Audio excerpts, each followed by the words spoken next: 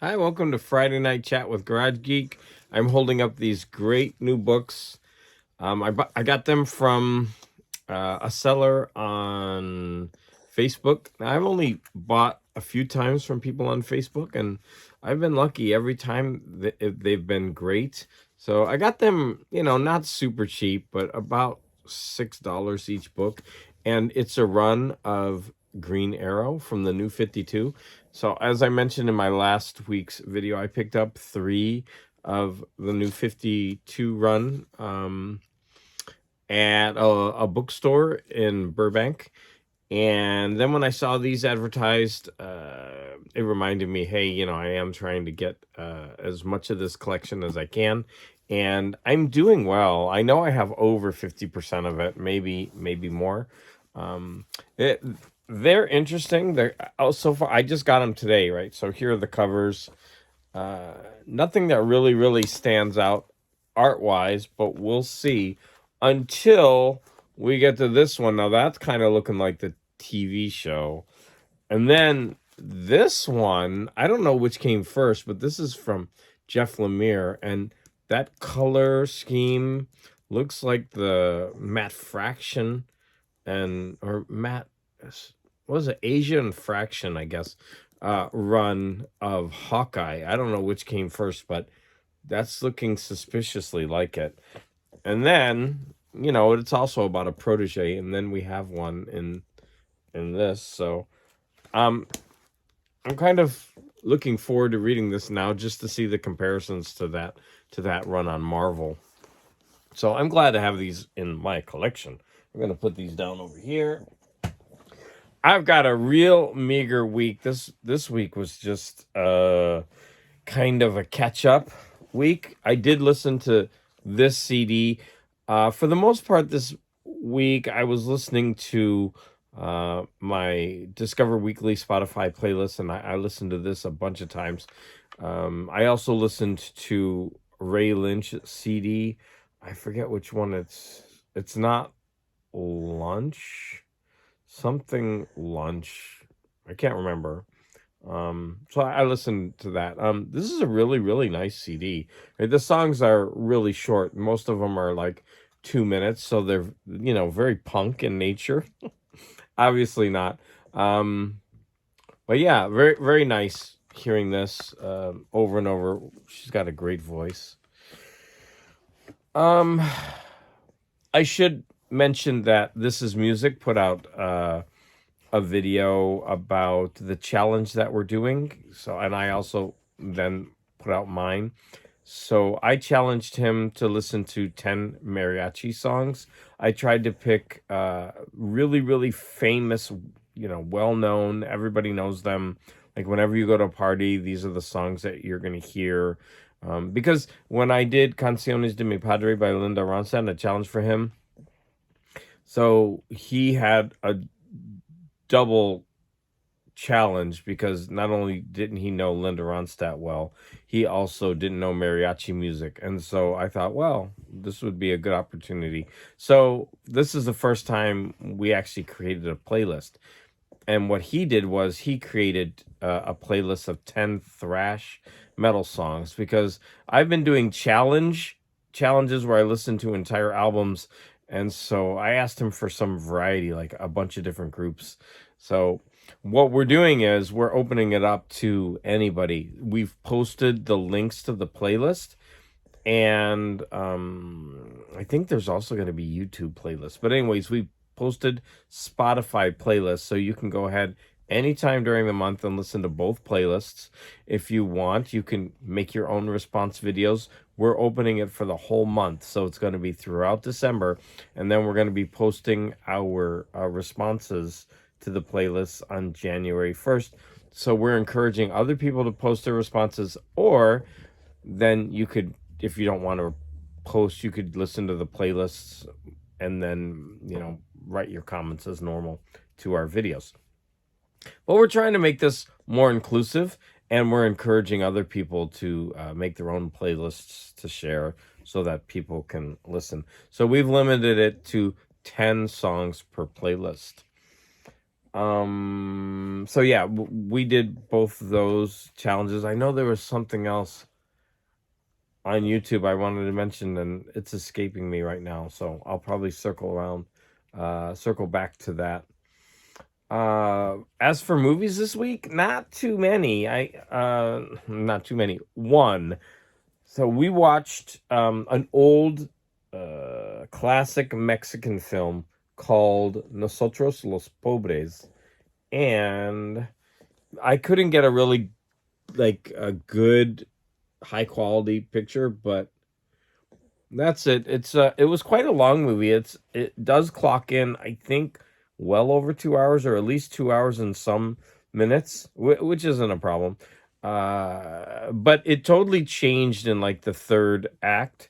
I didn't see this, but from this advertisement, you can see there's prison involved. That comes into the third act, and that kind of like changed the whole story.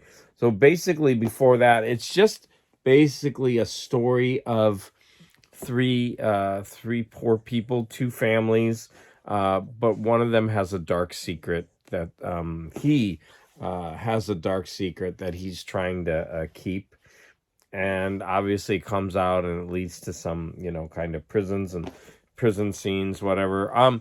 It was a very, very nice movie, well done. I especially liked some of the prison scenes. It got a bit violent, and so there's a lot of action, and they're not anything like a modern prison movies, but still fun nonetheless. And being from the poorer uh, section of town, and they showed a lot of there was a lot of dialect in the movie, and a lot of the way that they spoke was local to the movie. And my husband loves this movie, and he wanted me to see it, so we went ahead and watched it. So yeah, that was a fun movie to watch. And really, we've just been watching Hell's Kitchen, and we're halfway through the Netflix show Wednesday, which is fun. It's by Tim Burton, and the main character is really Wednesday Adams, but she's so snarky and very goth. I mean, it's just fun,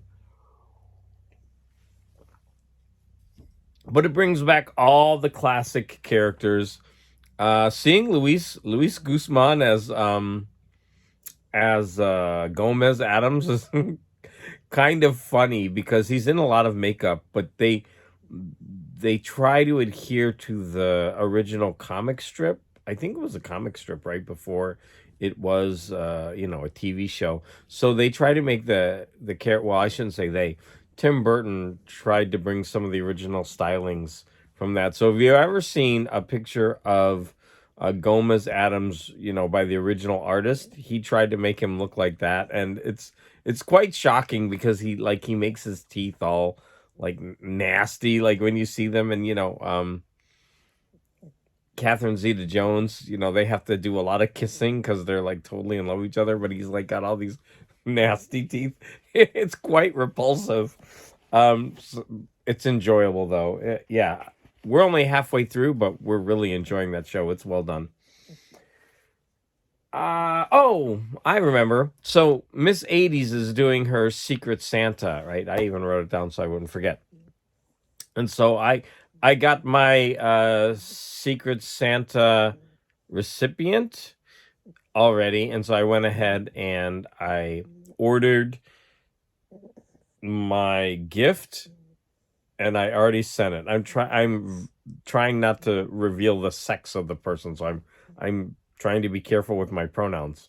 I'll just say they in from now in this conversation. So I already sent my gift to them, and which means the person will get it in way in time for Christmas. So I know I'm probably going to get a package within a week or two, and then of course the whole idea is that we're going to open the gift on Christmas morning, and unbox that and post it.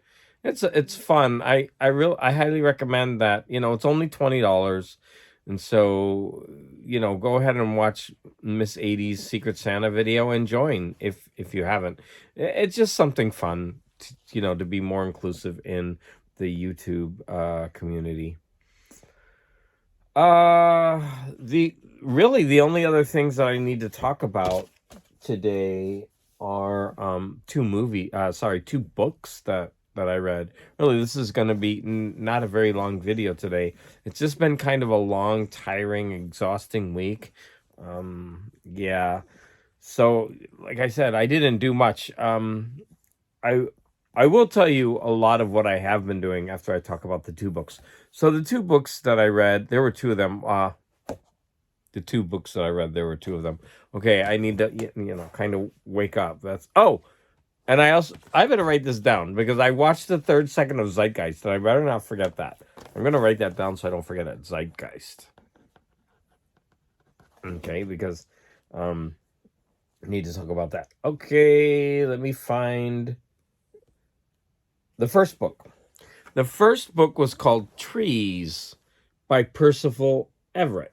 Now, this is on the Booker Prize list, and so I just go ahead and read them, and I don't know much about these books, and so it's called Trees. Like, what do you think that's about? It could be about anything, right? It could be about ecology. Okay, so I start listening to this, and it's this weird, like, murder mystery. Okay, so there's at the beginning of the book, I'm not going to give spoilers away because there's a lot of really interesting things. And so this is wrapped around a really famous case.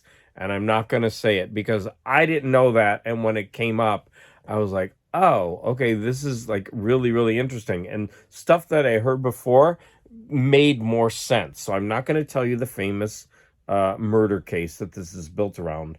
Okay, but anyways, I started listening into it, and there's a murder, and I believe either one or two white guys are murdered, and there's also a black body there, and the white men's testicles are in the black man's hand. And I'm not saying the black man was murdered, because the body of the black man was already dead and placed with the murdered white people. So already you know that this is very racial, and it happens in like this really, really, I don't want to say backward. Okay, it happens in a very, very racist area of Mississippi, because right off the bat they're like saying so many words that I'm not going to say now. It's just like rampant throughout this book. Okay, but it's there for a reason. So the thing about it is, when they take the bodies to the morgue, the body of the black person that's found keeps disappearing and appearing again at the next murder scene. It would be the same black person corpse at the next murder. So they're all like, number one, how are people stealing this body? How is the murderer stealing this body and then planting it, killing someone and then planting it again? And they're thinking it's a ghost, like the body is getting up and like killing people, and then just lying back down again and then getting up again and going to the... I mean, there's all kinds of weird theories, and I'm just going to say that for the first half of this book, it's a murder mystery that involves local cops, and then they bring in two African American, not FBI, but they're a similar, higher up. They come in and they're not trusted because they're going into this nest of all white police, and so all of these other issues about police brutality and racism, all these items are in this book, and it's really, really good. Now, it kind of changes in the middle, and the ending is, to me, like, the ending wasn't satisfied because it built up this big mystery, and the way it's solved to me seems kind of allegorical, although it could possibly happen, but it just didn't seem likely. But overall, I think what this book is trying to do is trying to bring up all these issues in this, with this really famous murder that took place in this really local area where it's clear in this book that there's still a lot of racial tension, and it's very successful in that, and the writing is really, really good. So I just personally, I wasn't satisfied with the ending, although I don't think it really detracts from the book because I understood what the writer was trying to do. The ending is not important for the message of this book. Although I really wish that we could cut the second half of the book and make another book where we have the real murder mystery solved in a plausible way. So I would enjoy that book too. But whatever, I understand. Good book. The Trees, Percival Everett. So the next book I finished just today. And this book, I'll show it. It's this The Hunter by Richard Stark.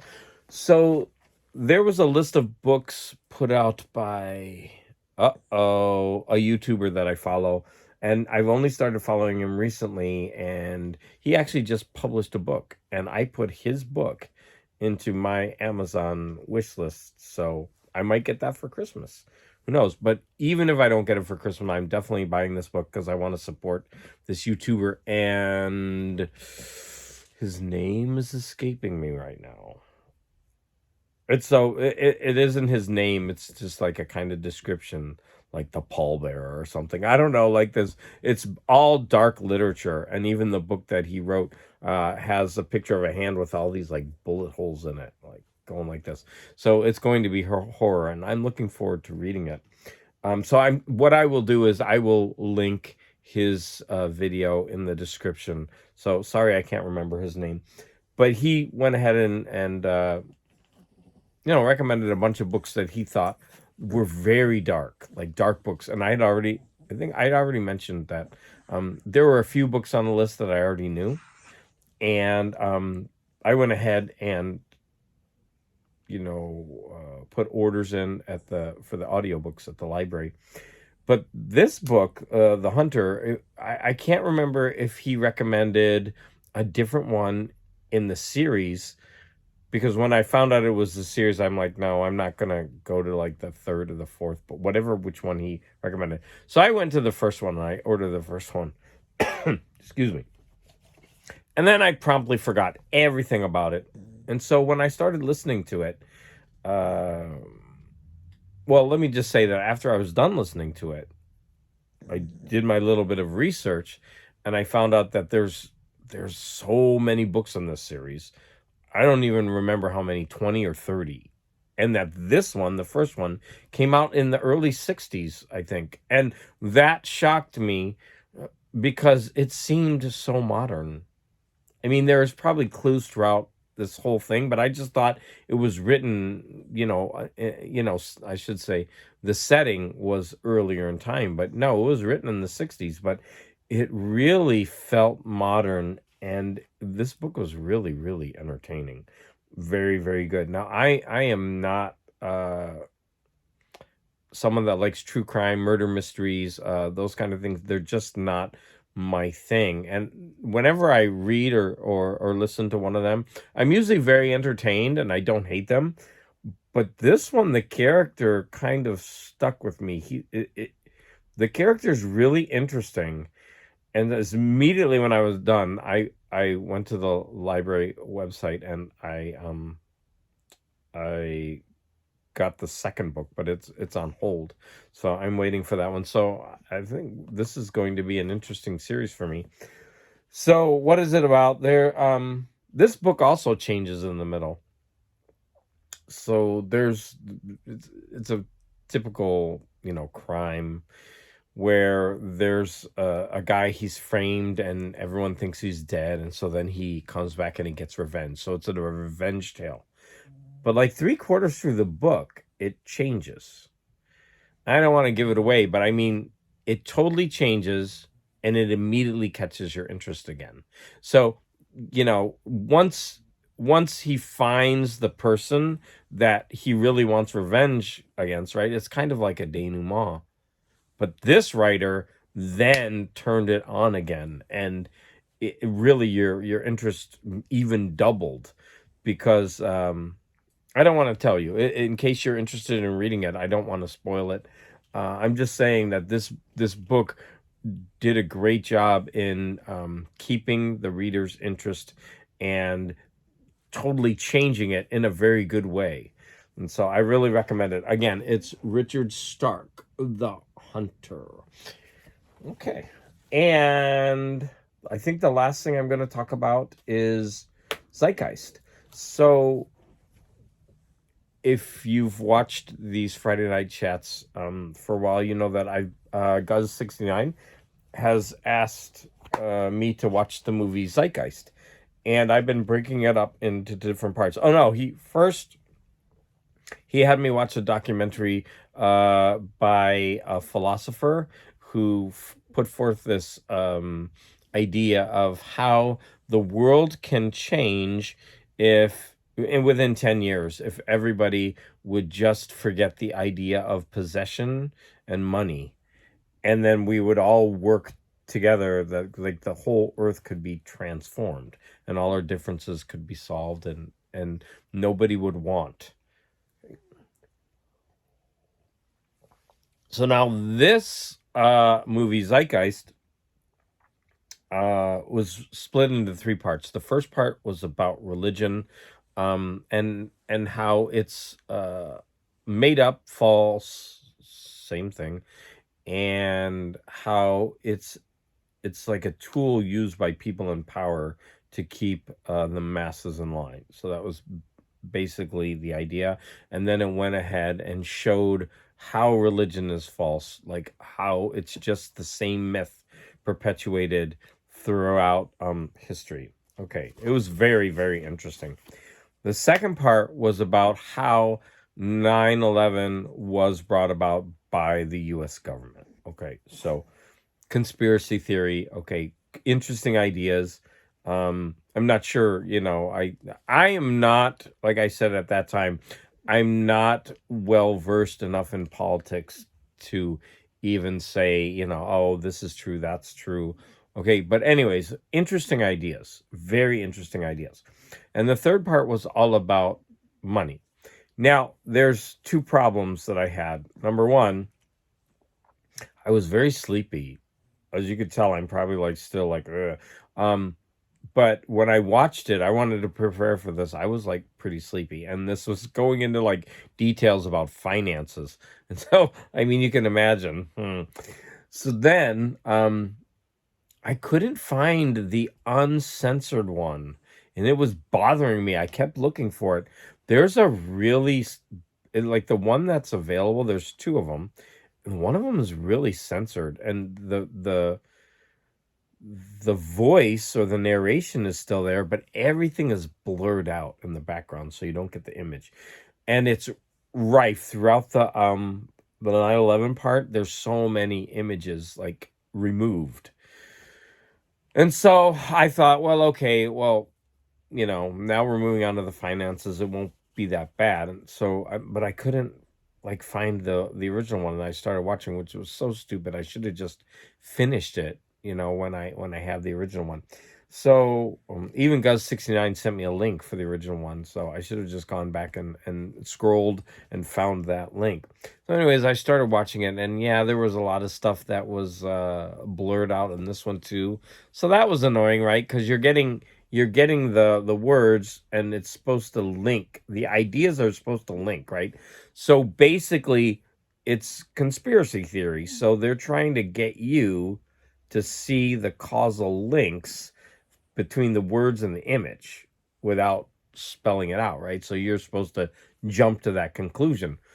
But without the image, it's hard for you to, to make those links. And so the people who did the what do you call it, when the people who did the censoring did a good job, right? Because it's hard to make those links if half of the equation isn't there. But anyways, I'm probably gonna mess this up, right? So it's basically about how the founding fathers of the United States, many of them, stated how banks are and moneylenders are evil institutions. And they went about explaining how banks issue, for every dollar that they issue, they immediately charge interest. But if a bank puts out $1 and they charge interest on that dollar, where does that interest come from? They've only created a dollar. So how, like, it's fantasy, it's not there. And then the government controls when the money is in circulation and when it's pulled out, okay, according to the video. And so that the government can control, and it's not just the government, it's the people in these bank reserves, like the one that they're saying the Federal Reserve for the United States. And so it's like this shadowy organization that controls all the money and causes economic collapses, keeps wars going, to finance the paying of the interest. There was even a section on how there is no law that has ever been written stating that an American absolutely must pay income tax, like fill out the W-40s, whatever, the 1020, whatever they are. I mean, I do it every year. So there were people who were stating, yeah, since I found that out, I've never paid income tax, blah blah blah. So like all of these financial questions, it's very interesting, right? And they also showed the links through history of the people in power who are still in power today, and all about finances. So anyways, like I said, this movie is about a lot of conspiracy theory, right? They put the ideas out there. They want you to think, because again, the idea is that money is very evil, and it's one of the ways that governments use to keep their populations in control. And in many real sense, like, right there, greed and wealth, property, these are things that could possibly be holding the human race from moving forward, right? We have so much cruelty and people without in the world, and we have others with so much, this small percentage who have so much, and then others who have so little.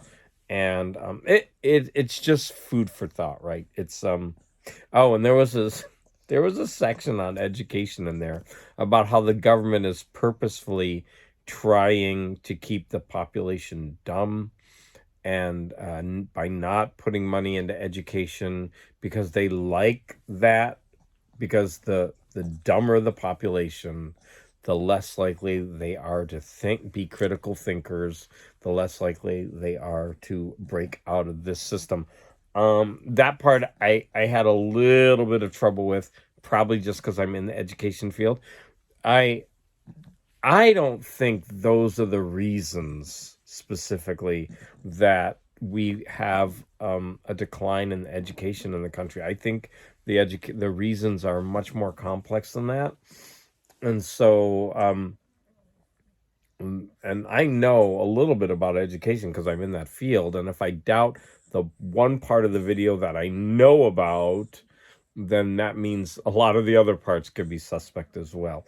But in any event, they're very sound. No, I wouldn't say sound. They're very interesting ideas to think about, right? To consider, money, property, wealth, like what is that doing? The people who have it, why do they have it? Which type of people have it? It's ongoing through history. How can we change this? How can we move forward? Is it okay that, I throw stuff away when there are, people around the world, who are dying of hunger every day? It's just these kind of things, this constant battle. But when you think about it, it's so immoral. And and it's arbitrary. It's based on, where you were born and, who you were born to. And power can be handed on that way. But anyways, I'm rambling on and on. And guess what? I hit 30 minutes. And so if you have any comments or thoughts about anything, even my rambly talk about Zeitgeist, I probably said some things that were pretty controversial. Probably didn't mean to. I was just trying to explain, what I saw in the video. I like to kind of keep it neutral, even though I want to present what's there. Anything about the movie that I talked about, Nosotros los Pobres, the two books that I read. One of them, I forgot, The Trees, was one of the Booker Prize long lists. I don't know if it made it to the short list or not. But anyways, we're gonna stop it there, and I hope you all have a good week. I've got 2 weeks left of school, and then I have my vacation. I'm so looking forward to it. Oh, I told you I was going to tell you one more thing. So I've been thinking a lot about my YouTube videos and my YouTube setup. If you've been watching some of my videos, I've been trying to use green screen, but I'm just using these like really cheap. I don't know if I can pull it over here. There's this like cheap plastic material. I need to think about lighting, because I put out a YouTube video yesterday where I was in front of my green screen, but I looked like really grainy, and I think it was because of the lighting. And I think I'm gonna. There's some things that I'm trying to think about changing, and I want to really work on this during my vacation, which is coming up in 2 weeks. So I've got some ideas. I need a tripod. I might need some lighting. I don't know. Just kind of things going through my brain. So thank you again for watching. Thanks for the support. I love the comments. This is the one video that I don't edit at all. I should just go back and count the many times that I said because I try to edit all of that out every time I do a video. But again, these Friday night videos are the ones that I just say, forget it. I'm just gonna talk and post. I'm not going to worry about all of that other stuff. So for all of you who watch this to the end and make comments, I thank you so much. And again, I just want to thank all of you out there for the support.